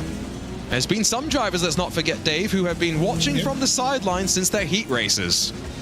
Oh, definitely. They're watching that going on. They're going, oh, it's not going to get that physical in the main event. But it's all about now. If you qualified good, you should be out front and you should be good to go. That's what it's going to come down to. And you know everybody's going to have a certain bullseye on a certain driver's back. Mr. Slicky has got the target on his back. There are no ifs or buts about that. I think the question also becomes Luke Knupp finishing second in his heat. He's not going to line up second. Conor Barry winning heat number 1 is actually not going to line up first either because of the invert that we have. So winner of heat number 2 will actually line up from the front and be in control on the start. And so to what Dave was saying, Conor Barry with the target on his back should be on the outside heading up to the opening corner. Always an interesting thing with that red number plate and on the side of your car. So it was an inversion of 4 then? I think it's an inversion of 2, if I read correctly. Oh, so it's just okay, so he's going to be in second row. Okay, gotcha. Yes. Invert is 2, yes. So heat 2 winner is on pole. And so, yes, Conor Barry should start second. Okay, it's going to be interesting in this one. I got to say, it's going to be establish your position in turn number 1. So we're going to see 4 wide probably going to turn 1. I have a strong feeling. And a lot of fiberglass rubbing. Yes, and through all of that, let's not forget, we've called it out a couple of times, but Dave will have a caution at the end of lap 10. It packs the field up. It lets things get more exciting. And most importantly, if you are a lap down, you get an opportunity to get your lap back, so you have a chance to get back into the fight. That's right. You know, I was just looking at the weather temperature here I was showing, and I know it affects how the track is. It's only 82 degrees outside. It's 121 on the track temperature. Tires get sticky. And that's what you want. They're going to have some good traction in that blue groove. Now, are they going to reset the track, or are we going to go back to like a clean condition, or is it just how we qualified and raced? I believe we keep rolling, if I'm correct. We're going to be laying some rubber down this race. The blue groove, obviously, when we actually bake rubber into the surface of the track as we go, something that makes iRacing simulation so interesting when it comes to short course. Well, it's all come down to this. Warm up in the books. It's time for us to take a look at the starting grid for main event number 2 in the 2025 iRacing Short Course National Pro 4 Series. Nicholas Dachelet will be in control of the field, climbing up to the opening corner. He'll have Conor Barry alongside in the number 2, with Briley and Winicky 3rd and 4th positions. Luke Knupp, as he tries to repeat his domination here in 2024, lines up a little bit further back. And then don't forget, as you work your way down through the field, Christopher Plumley is 6th, Cody Vanderveer is 7th, and Zachary Trapkin lines up 8th. Crystal King, Thad Countryman bookend the top 10, with Josh Edmundson, Drake Mittag sharing row number 11. 13th, and hopefully not unlucky 13th for the Terminator Tyson Miller. He's got Matt Adams in 14th alongside him, with Brody DeShure and Keith Jeffries directly behind them. 17th for Tom Grady, 18th for Sean Winkler in that 720. As we get to those that fought their way through, Matthew Lindy, Mason Prater are going to be the drivers to take part in the battle, I should say, while Tyler Shattuck and Taylor Vandenbush provisionally were moved on forward from the LCQ, but Race Control confirms nothing needed in terms of intervention. They do not take part in our 20-car main event. There's Dachelet, the pole sitter. Imagine the nerves right now, Dave, going through him. Barry alongside, Briley and Winicky in the row behind. A lot of pressure on his shoulders in that factory sim sport number 23. Yeah, he's probably a little conversation going on right now with some of the spotters, and, you know, get a little strategies, what they're going to try and do. And it's going to be get out front, establish the position, and block. Believe we will get an additional formation lap, by the way, so we're not going to see the truck accelerate as though it's powered by 1,000 suns this time around. Instead, it will be as it comes out of turn 4 next time. Also means these drivers drive around for a little bit longer, and so I'm hoping if they were cutting it close on fuel, they put a little bit more in just in case. Dave, you'll say that, you know, sim racers, they'll never make that mistake, but I've commentated on many a sim race where top-level drivers have made silly mistakes like that. Oh, yeah, well, I've seen it in real life. They didn't calculate the fuel right. They didn't get something right, and boy, it could really affect everything. It's a domino effect at that point. Racing is so mental as well. When one domino falls, right, then the rest kind of concertina off. It's why the best drivers have a very tough mental attitude. It's not even that they're tough mentally, it's just that they can almost brush the disappointment off, Dave, and focus on what they need to do next. Yeah, and you can't let somebody get in your head or something get into your head. And that's what it is. I mean, I know drivers that will try and intimidate you, you know, before the race, and, you know, hey, your truck look a little funny out there. I mean, I've seen them really mess with them. Is your axle a little loose back there? Check your Bluetooth axles.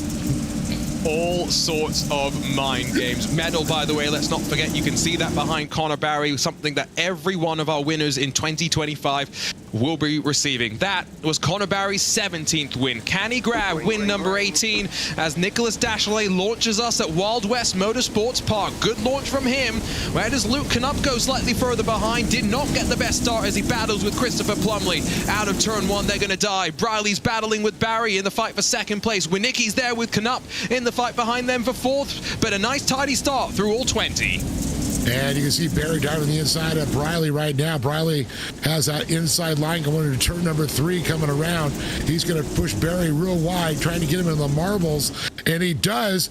Barry gets a little bit of loss of traction, and Briley holds on to second, Barry to third, but it's Dachelet with a good run up the hill. You can see Knupp trying to hold off Winicki and Vanderveer now as we go into that big turnstile to the high speed zone. Nicholas Dachelet has not won a race in the Pro 4 National Series. He did win a race in the World Cup in the Pro 4s, though, so we know he can do it as we jump on board with Christopher Plumley. Once again, riding in VR. He'll take a spot away from Cody Winicki initially until the 9 gets a better run down the hill and holds on the inside. You can see the pressure building up front, though, as Briley's alongside of Nicholas Dachelet, sweeping up to turn number 3. Right side fiberglass goes flying as Briley tries to crisscross underneath. He'll get a good drive down into that final corner. Dachelet's going to hold on. This has got all the signs of a landmark great race, Dave. Yeah, Keaton Swane's not here to pick on you right now, so you're going to go remind Dachelet he hasn't won, and as we say that, Briley goes right into the lead there. Connor Barry watching it back in that 3rd position. Dachelet switches up. He's going to try and take that inside lane, but Briley's going to break early and just kind of squeeze him in, but Dachelet able to capitalize, get him by nose, but Briley will have the inside line going into turn 2. It's going to be a nice little fight between these two. Got a question where Luke Knupp puts himself in all of this. Just tags the right rear of Connor Barry, reminds him that he's there, and he's forced Barry to open the door, or he's gone out wide. Here comes Knupp in the 5. He's going to take advantage and move his way forward to 3rd. The driver that won both of our races at Wild West in 2024, trying to win once again here in 2025. He's going to push Slicky out wide. He's going to grab 3rd position. It's a great move from the number 5. Yeah, he was right up on that fender there of Dachelet as they run down the hill. He's going to tuck in. It's going to be questionable now as he go to the inside of Dachelet. He's going to try and squeeze it in. That's what Dachelet had done to him earlier by Briley. He's going to try and return the favor there. Briley's still with that inside line. He's going to cross up, take that line. But here comes Dachelet to the inside. He's going to push Briley. And here comes Luke Knupp into the lead. He didn't even need to make the move himself. Nicholas Dachelet and Trenton Briley squabbled. Luke Knupp took advantage. Barry's going to try and follow through. Ride with Cody Vanderveer back in 7th position. The 159, the Racecraft Academy car, gives us a great perspective down to the fingers as Christopher Plumley bullies Cody Winicki out of the way. It's Knupp 1, it's Barry 2. Dachelet trying to hold on, though, to that 2nd spot as we close lap 4 of 22. And Barry to the inside now of Dachelet. Dachelet is going to get forced to the outside there, and he's going to sweep the inside. Trenton Briley now going for third place. Gets by Dachelet by a nose, but Dachelet with the inside line. Can he hold him off here when he come around? Briley gets pushed really wide. Can he keep that traction going? But here comes Plumley next to Briley, trying to get Briley. And we had a crash in the back, and I'm not sure was that when Nicky?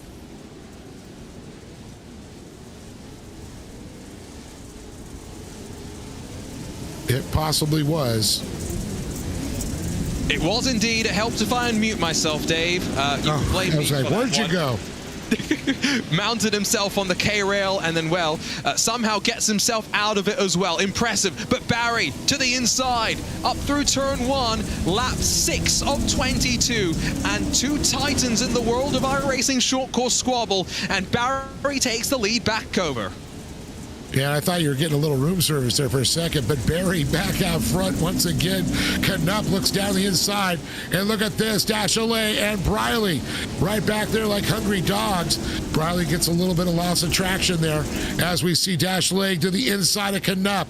Throws him a door, real wide. Knupp goes, trying to get a run now for Dachelet, but it's Barry now starting to pull away through the fingers, through the bumps, through the lumps. Here they come down the hill. Oh, and talk of the lumps, the bump from Trenton Briley's cost him some time. What does Christopher Plumley elect to do in that number 36? Even if Barry does pull away, let's not forget, in a couple of laps' time, end of lap 10, we will neutralize the race, competition caution, and Mason Prater is going to get his lap back. And after that, a restart, and from there, we will run all the way to the checkered flag. These drivers up front have started to check away, though, from those slightly further behind. Christopher Plumley's part of the action. In fact, this lead train still extends all the way back, 8th position. Oh, and Knupp now letting Connor Barry go, don't forget about me, I'm here. Beating him a little bit of a front fender to his back porch. Connor's going to get on the gas, try to pull away. Now Knupp with a bump to the inside. We've seen that so many times. You got to get a good run to get up that hill, to get to the inside, to take that move. Knupp almost had it, but look at this, Dachelet. Watch what he's going to do to the inside. He's going to try to get the inside of Knupp here. He did it earlier. Oh, Knupp kept it real tight. Left no daylight. Plumley trying to squeeze in there, can't do it, but Briley still in that 4th position. I can see Zachary Drapkin slightly further back. He's trying to close with 3 wide through 2. In the middle, shedding fiberglass for a moment was Dachelet. Knupp's going to hold on. Briley's going to go the long way around. Can he get the power down here? Dave did mention it. You can't just stab your foot to the floor. You've got to be quite progressive at times and roll the speed through the dirt. Bit of a bump there from Briley to the back of Dachelet, who now pushes Knupp there, being beaten and banged and leaned on there by Cody van der Veer as well. It's great stuff. It is building the advantage for Connor Barry and Nicholas Dachelet. Start of lap number 9, out of shape for a second up to the opening corner. He's keeping Luke Knupp honest, though. He might even grab second down to turn 2. And look at him jump cross right in front of Knupp. Takes that line right away. But Knupp's going to go in. He's going to feed him a front fender and try and squeeze his way on. Squeezes him right out of that position.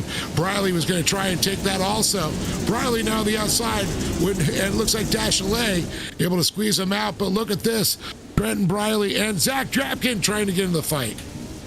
Zachary Drapkin in that red line, all 56, is going to now focus on those two in front that are squabbling, because guess what? If they do right like what they did there, lean on one another, it lets those behind close up even more. End of this lap, we will neutralize the field with a full course caution, but it's Connor Barry that took pole position and won his respective heat. He did not start at the front of this feature race, but since he's found his way back to the point, he has not looked back. In fact, already the caution has come out, so field neutralized, and Dave will get ready to go once again as the field gets stacked up. Man, we always see it gets physical, the LCQs, but this main event, oh my goodness, the beating, the banging, man, everybody's going to get a few lumps in this one for sure. And those trucks, are going to get a lot light from fiberglass. Connor Barry, looking sweet up front, looking clean. He had a lot of contact. Knupp. And how about Nicholas Dachelet? Look at Cody van der Veer has fought his way up into that mix now with Briley and Drapkin. God, Plumley. I think Briley, Drapkin have to keep an eye out. If they start to battle, Plumley's going to be there to pounce.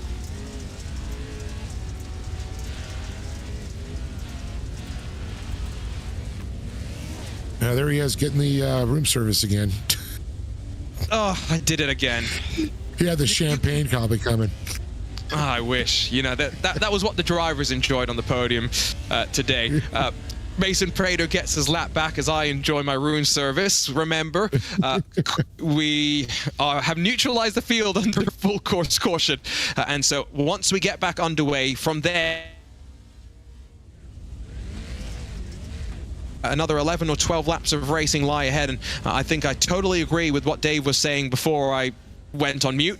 Christopher Plumley is the danger man in a lot of ways. On this restart, though, Dave, I think Luke Knup's got to get aggressive. I think he can't let Connor Barry continue to control the pace up front.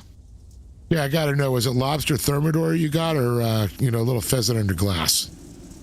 No, it was just the champagne. We're not even going food. We're just drinking our sorrows away. But yeah, no, it's gonna be. Don't forget who's behind you race right now. That's going to be so important. I know Connor knows that Luke's right behind him.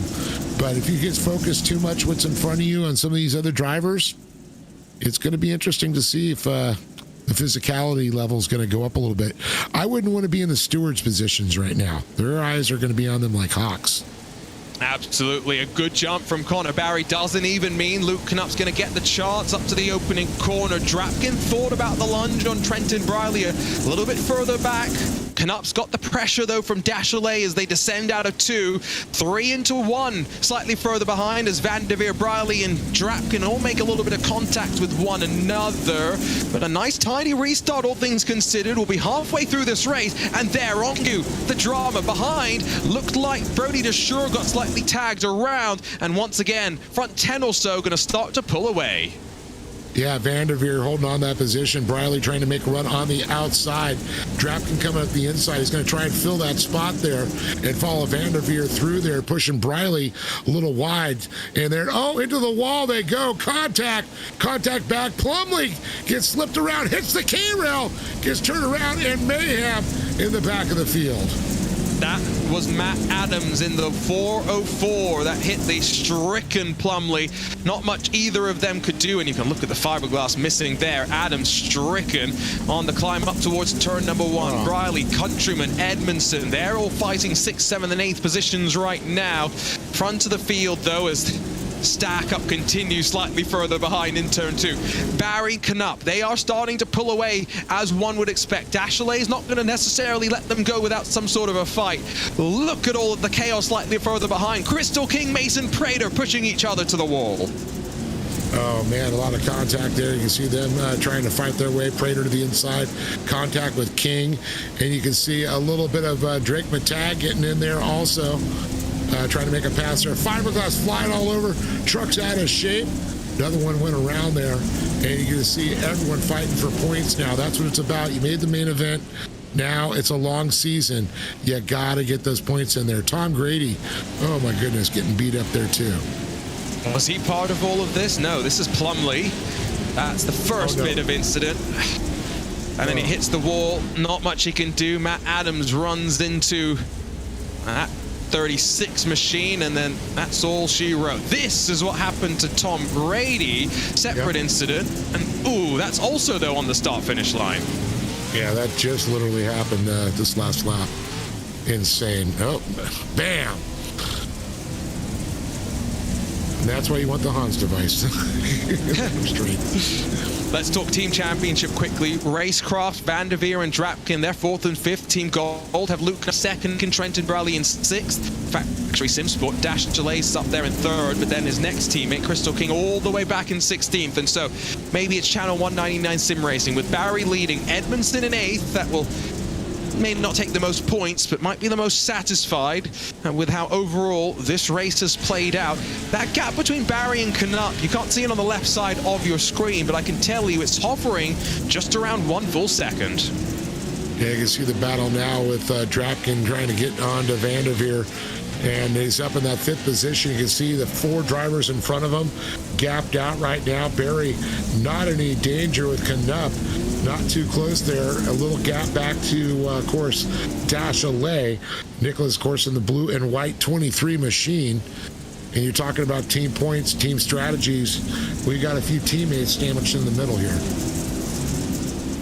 Movers and shakers on the left side of the screen as well. You can see +8 for Sean Winkler. You'll be pretty happy with that performance. Lindy and Prater are +7 as well. It's going to be Plumley, Adams, King, a little bit frustrated with how their races have shaken up. And we will go to Buck River next time for a Triple Crown format. So triple the racing in some ways, triple the points, of course, as well. And one of my favorite formats, because, I don't know, Dave, it does always seem to be very exciting, our Triple Crown race. Does it just deliver something special? Oh, yeah, it's definitely, I mean, the whole race format, I just love that. I mean, this is down and dirty, you know, traditional racing. When we get to the Triple Crowns, we just watched it going on in Super Motocross. It just adds a whole nother element. I mean, NASCAR's got their deal going, and now iRacing short course, right on the cutting edge. And of course, you talk about cutting edge. We also have playoffs. New for 2025, there is not just a Pro 4 National Series. There's going to be a Pro 2 National Series later on this year. There will be qualifying for that, so drivers will have to earn their way into that series. And then the best of the best from the Pro 4s, the Pro 2s, they'll do battle in what is new for 2025, the National Series World Finals, where we will crown a champion and someone will join Sim Racing Legends. More news to come as we get toward the end of the year and continue to announce when those races will take place. Jeffrey, Crystal King, and then slightly further behind them, Drake Mittag, as well as Tyson Miller. There's 4 in the fight here. Lots of fiberglass has gone flying, and the Terminator still out there and on the outside trying to fight with Mittag. Yeah, Terminator throwing some elbows still out there. You can see another contact, a lot of contact in the back of the pack, where they're just fighting for points in position right now. Back and forth they go, Miller and Drake Mittag. So we watch it go. But Connor, lap 17, 18, we'll have 4 to go by the stripe for our leaders this next time by. But just watching these battles back here, the physicality that these drivers are getting into. Ooh, be careful, Cody, as he mounts the wall. Still 4th position, though. Zachary Drapkin, his teammate, does not force the issue down to turn 2. Instead, Briley tries to cause something to happen, and it's going to slightly push the red line all 56 out wide, who returns fire down through turn 3, holds on to 5th position. That's the nature of short course racing, though, especially these bull rings. And I love the elevation change here, Dave, something you can kind of see from this great helicopter camera angle. And it's kind of crazy, even with your on ground level or the grandstands, it's really deceiving until you actually go on the track and go up and down these hills. You're like, damn, they're big and steep. And you can imagine how flying up a hill on dirt that's slick at 100 miles an hour, and yeah, get on the brakes and make that turn. While leaning on another driver, while battling 3-4 wide. Trenton Briley's getting kicked around as now Josh Edmundson joins the scrap in another one of the Channel 199 cars. He gives a little bit of a hit to the back of Briley, who once again gets pushed wide by Zachary Drapkin, returning the favor from a lap ago. 3 to go at the line as we sit on board with Thad Countryman. Edmundson pushes his waist on the left of the driver we sit on with now, but 2 seconds the lead for Connor Barry up front. Dave, it's been a masterful performance once again from Slicky. Absolutely, performance unencumbered by issues that we can see that's going on with all the other drivers. And Briley and Drapkin both tie up, hit the wall, take out another one. Briley able to get through it, though. He's able to keep moving there as he moved back to that 9th position there. Winkler, Winicki, and Edmundson now up to 6th place. And look at this, now to 5th. He gets by Countryman. And Plumley now out. Multiple damages on Plumley, I'm sure. Yeah, he's had a rough go of things. He's 2 laps adrift as Cody Winicki battles with that Countryman. Drapkins rejoined down in 13th. He was the big loser in that respective incident. He's still fighting with Matthew Lindy as well. I mean, we didn't see much fiberglass fly in our heats. We saw plenty of it in our LCQs, and we've seen even more of it in the main event. Here's a look at the replay, and I mean, they're basically glued together, I think, once they kind of hit and are in the air right there. Well, I mean, you can tell when one driver sees another driver turning into you, you're going to turn back into him, because if you don't, you're going to get slammed off the other way. Unfortunately, it didn't go well for Drapkin. He was able to get going again, but Briley kept on the march up there, but you can see it definitely affected Briley's position all the way back to 9th. But with one lap to coming around here soon, they're 21 laps down to 22. We're on that 21st lap now. We can see a great shot there again. Briley still trying to make a run on Sean Winkler, trying to get a few more spots there. It's all about those points, and we talked about for the team championships as well. It's ominous, though, as we head on to the final lap, that Connor Barry, yes, he got a bit pushed around at the start of the race, and I'll look at the replay between Drapkin and Briley. It's somewhat telling that he didn't have it all his own way. He got pushed back initially, fought his way to the front through all of the madness, and once he re-established himself at the point, there was no looking back. The storyline coming into the race was, would it be domination from Luke Knupp once again after sweeping the races here in 2024? He was the one that many looked at as the favorite, but instead, standing up to be counted 2 weeks after he won for the 17th time in the iRacing Short Course National Series. Add one more to the list. Win number 18 for Connor Barry at the Wild West Motorsports Park. A run to the line. Vanderveer gets it at the very end. Oh my goodness, Eric, it's by Dachelet, the rest. But I'll tell you, this is one that definitely made me feel I was right back there in Sparks, Reno, Nevada area, watching it all unfold. The intensity that these racers brought tonight was second to none. If only we could spin back the clock and maybe do this in the real world with these drivers. Lots of them have got experience in the real world. Imagine the show they'd put on for us. We'll catch up with Connor Barry, who, let's not forget, Dave, is going to add yet another medal to the collection slowly building in the background. Yeah, definitely. He's got to be excited there, as you can see him celebrate. Open up that Reno donut shop right now.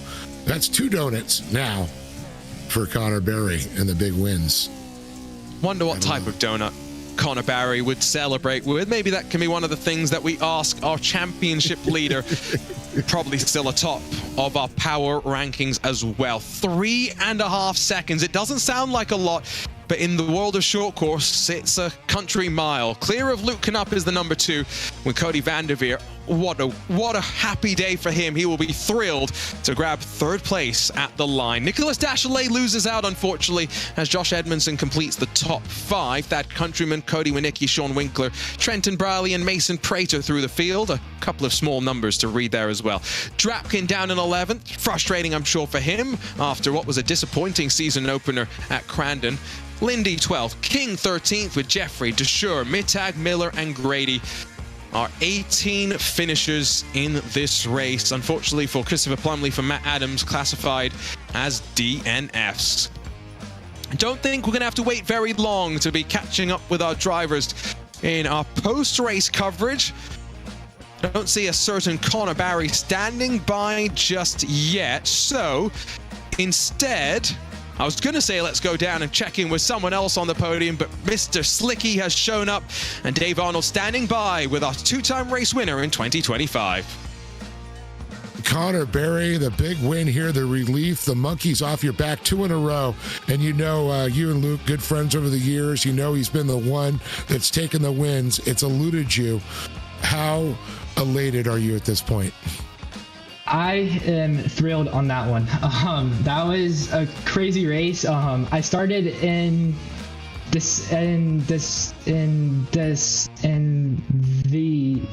second spot, and I fell back to like 5th or something. I was not expecting them to be so aggressive. And then I fell back to 5th, and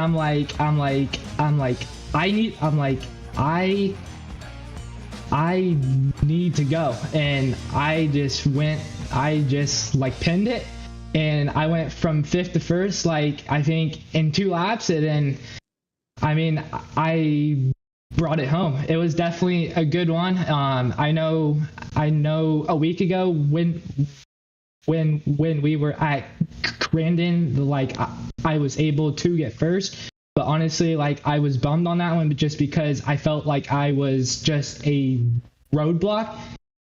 I went back and I found some speed, and I was so fast up there. So I am pumped on that. I swept it all. I got first in qualifying. I got first in my heat race, and then I was able to go and win. So I am pumped on that. I'm pumped that I was able to go and actually find my speed back. I guess the only thing I have to go and find is just that early aggression. And speaking of aggression, this was one of the more physical races, but it looked like a lot of it was clean. It was a lot of door-to-door action. I mean, this is a race that you had to lean on somebody to get by. This track is typical of that. Yeah, it definitely, like, I think it's definitely a track where it is tough to pass. And I personally thought that all those guys like towards the front were going to be calm, and they definitely were not. I fell back to fifth fast, and I kind of got like scared there, but I was able to get up there fast, and I got around first, and I was able to go out and win this. So I am for sure pumped on that, and it's definitely a track where you have to be aggressive, and I guess I learned that you have to be aggressive from the moment the green flag is out.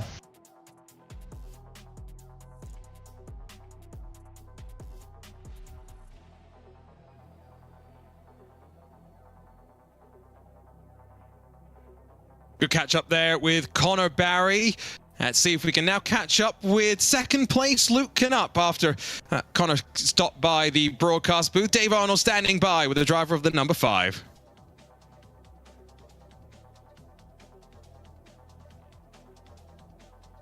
Think we might have lost Dave Arnold there.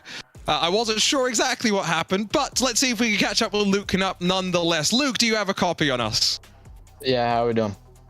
Doing great, Luke. It was an interesting fight. You gave it your all, especially before the competition caution in that main event. Talk us through heading here to the Wild West Motorsports Park to start off 2025. Yeah, coming in had pretty good confidence. You know, won both races last year, so felt good, but had a pretty slow start at round 1, getting 4th. I know it's like still a top 5, but just wasn't really in contention at all, so wanted to bounce back, and I think we did just that. Not the win like we wanted, but some damage early on in the race just kind of stripped away my chances, so really happy with the podium spot either way. I mean, the series is looking ultra competitive this year, Luke, and I think the thing I'm really looking forward to is the fact that we have the Pro 2 National Series coming up later this year. How are you looking forward to this entire year of, you know, short course National Series competition, all building up to the World Finals as well? Yeah, I'm really excited for the new format. I think it's a cool touch, and it kind of follows what all the big national sports are doing. You know, NASCAR's got the playoff format, and motocross has the playoff Triple Crowns and all that stuff. So really cool to see, and I think it's going to bring a different aspect to the sport and to the series. So having Pro 2s and having them mixed up in the World Finals is going to be fun, and just trying to gather some points so we can try to have a big shot for the win at the end of the year. Before we let you go as well, Luke, next week we're off for our first Triple Crown race of the season. For our viewers who haven't seen that format before, sum it up for them as a driver.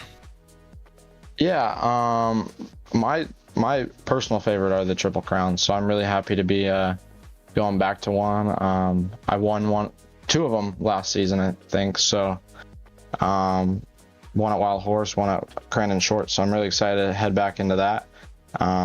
It's fun because you kind of don't just have one race, you have 3 of them, but you have to stay consistent, and I feel like that's one of my better personality traits in the truck is just really consistent. So super excited to go to that. We got some good points, so hopefully we can keep the momentum rolling. It's a long year, lots of competition. Luke, we'll see you in a couple of weeks' time from Bark River. Yeah, for sure. Just want to give a huge shout out to Team Gold Esports. They do a lot for me, and Thad, Tyler, Trenton, and Adam all put a ton of time. So them especially, Impact, Safety Products, Flash and Go Graphics, Looking Up Racing, everyone else. Thank you guys, and you guys for broadcasting, and Connor and everyone who runs the show. You guys do a great job. Luke joins us after finishing second here at the Wild West Motorsports Park. Let's jump down to Cody Vanderveer, who had a great performance and stole it at the line, his podium spot in that Racecraft Academy car. Cody, congratulations. How are you feeling after today's action at Wild West? I'm pretty happy. I mean, I've always been kind of a mid-pack driver, but I knew this was my one track I had a shot, and I don't know, man, Racecraft and all my teammates, like, we got seriously the fastest truck. I mean, I was running, I feel like both them down at the end. And I don't know, man, I'm stoked. I don't know what to do with my hands. I really feel like Ricky Bobby almost, I'm just had a great time driving. That's all I can say. Well, talk to us about those trophies behind you, of course. Tell us a little bit about your experience in the world of short course. Yeah, I've done a little bit of it, side-by-side racing in the Production 1000 class, and had fun, locally, and then went down to Glen Helen and done a couple of races. But I'm a man of many different hobbies, and so it's hard for something to keep my attention for that long. And sadly, as we all know, short course racing kind of died in the West Coast, so I put a dampener into that. Man of many talents, it sounds like, as well. Cody, congratulations on third. I'm sure it's the first of many. Talk to you soon on RaceSpot TV. Thank you. Just first, I got to say thank you to my team and all the sponsors, everybody that makes this happen, and all my teammates that are sitting in Discord right now. So got to say something to those boys, but thank you guys. Appreciate it. Cody's going to go off and have a bit of a chat with his teammates, I'm sure, an excited chat as well. I think we have Dave Arnold back on the line as we get ready to wrap coverage up. Dave, the joys of live broadcasting. We missed you for a couple of moments. Had a good chat with Cody Vanderveer with Luke. The blue screen of death. That's all I can say. Big congratulations to all the racers. I gotta say, that was incredible. We had a good chat with Cody. We had a good chat with Luke. And so I think, Dave, next time you and I are together in this virtual broadcast booth, a couple of weeks' time, we head to Bark River on March 12th for 3 Triple Crown races, our first in 2025. Well, I'm looking to go back to Bark River, and I can't wait. The Triple Crown, such an exciting format. I can't wait what it's going to bring us. It's always great to be back in the world of iRacing short course. The only problem is once it ends, it's a couple of weeks before we get to do it once again. But for 2025, there's so much to look forward to.